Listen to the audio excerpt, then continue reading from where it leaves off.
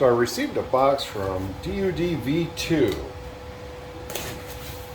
and I believe this is a flexible filament.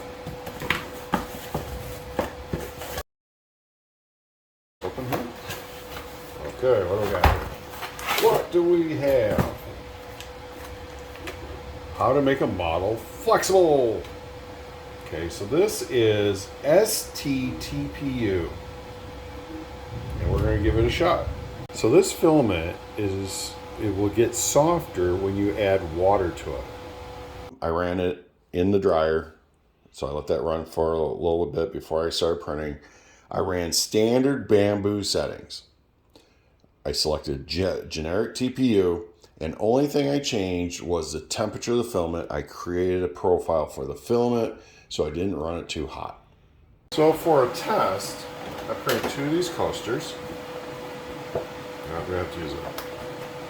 Now, one of these we're going to put in water because it's supposed to soften it, and the other one we'll leave out. We'll see what the difference is.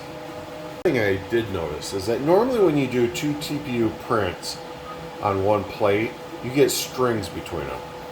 And I'm not seeing any of that with this material. This is straight off the plate.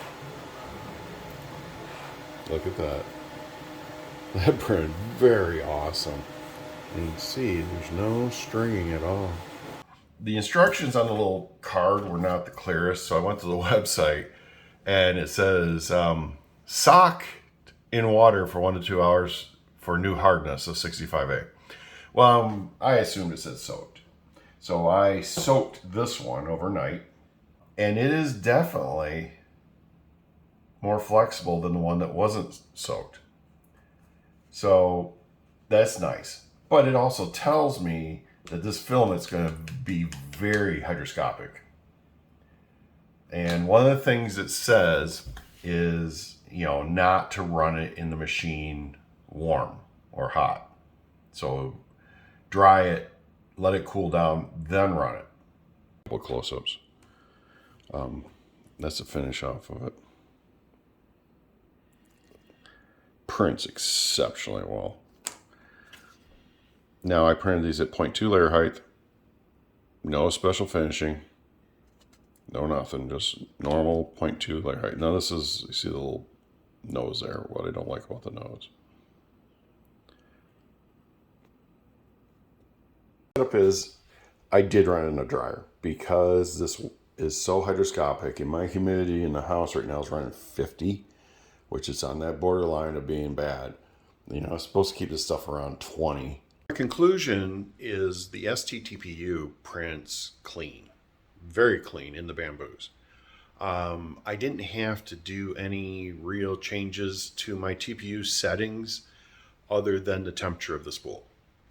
The filament is hygroscopic, so you do have to be careful with that, but so is TPU. So it's not a whole lot of difference.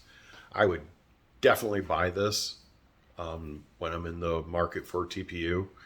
And if you haven't taken a look at this company, it's worth a look. This is a unique filament. I have not personally seen anything like this, and it's worth a look if you are printing in TPU now. Website is DUDV2.com.